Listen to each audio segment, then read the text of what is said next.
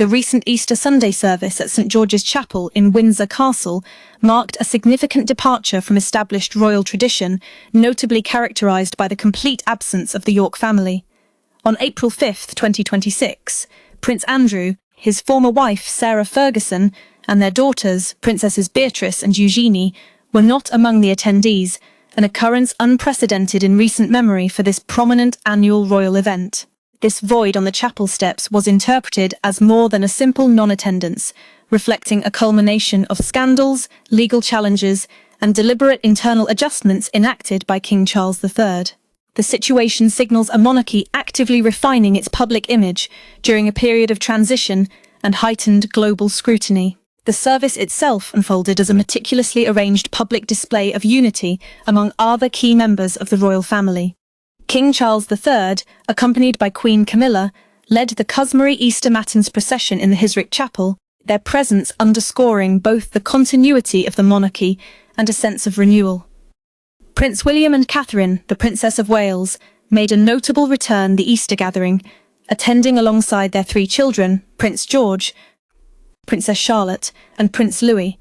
This marked their first Easter appearance at Windsor since 2023, following the princess's 2-year period of cancer diagnosis and subsequent treatment. Other senior royals present included Princess Anne, who arrived with her husband, Sir Timothy Lawrence, while Prince Edward was accompanied by his 18-year-old son, James, Earl of Wessex. Also in attendance were Peter Phillips, present with his fiancée, Harriet Sperling, as they finalise arrangements for their upcoming June wedding, along with Lady Sarah Chadow and her husband Daniel. Observers noted that the gathering conveyed a more intimate atmosphere than in previous years, appearing notably more compact. King Charles, aged 77, was observed reach out affectionately and ouch Princess Charlotte's shoulder as the family made their entrance in the church. The conspicuous absence of the York contingent stood in stark contrast this carefully curated scene of royal cohesion.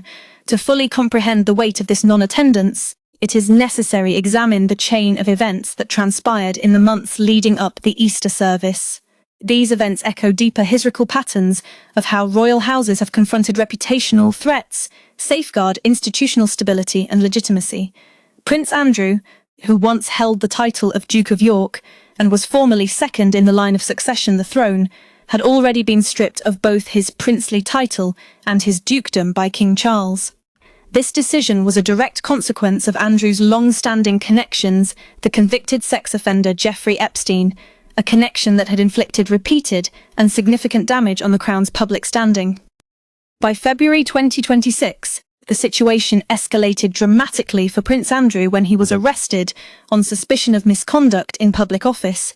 Andrew has consistently and firmly denied this allegation, and the investigation in the matter remains ongoing. In that same month, he faced eviction from Royal Lodge, the extensive Windsor estate residence he had occupied for several decades.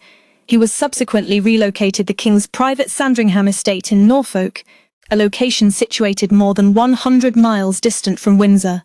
Now officially known as Andrew Mountbatten Windsor, the former prince found himself physically separated from Windsor for the first time in his adult life, a circumstance that rendered his participation in the Easter service at the castle logistically impossible.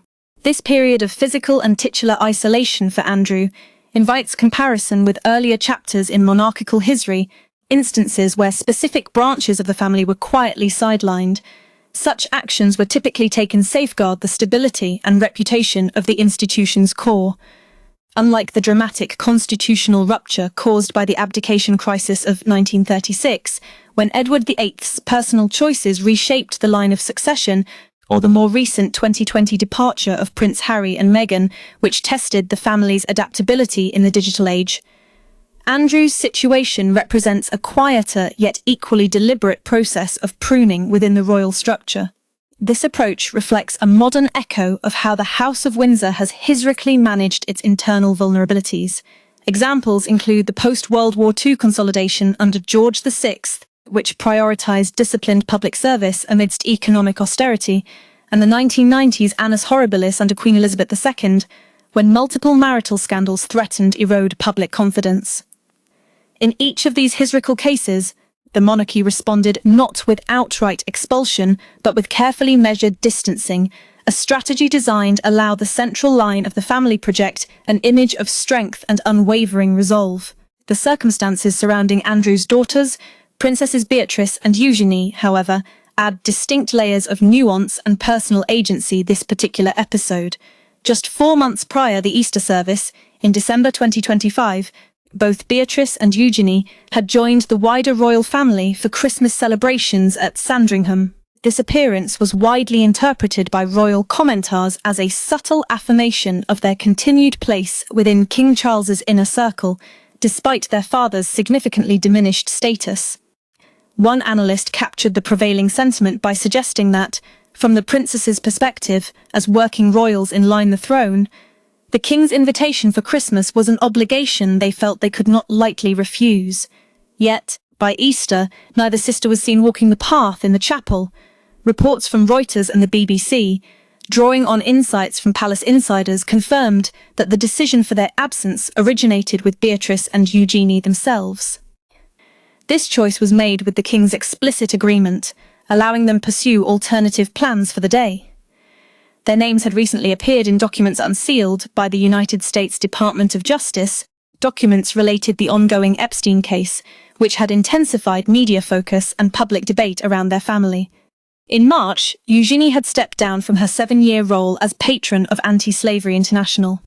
Furthermore, their mother, Sarah Ferguson, had lost her honorary Freedom of the City of York title only days before Easter, after city councillors voted unanimously revoke it due to her own associations with Epstein. Royal correspondents described the princess's choice be absent as strategic and selective. It was seen as a calculated step designed to avoid dominating the narrative on a day when every gesture, seating arrangement, and photographic opportunity would be meticulously dissected for symbolic meaning. A senior palace source emphasized that their absence was not indicative of a permanent banishment, rather, it left open the possibility for their attendance at future family occasions.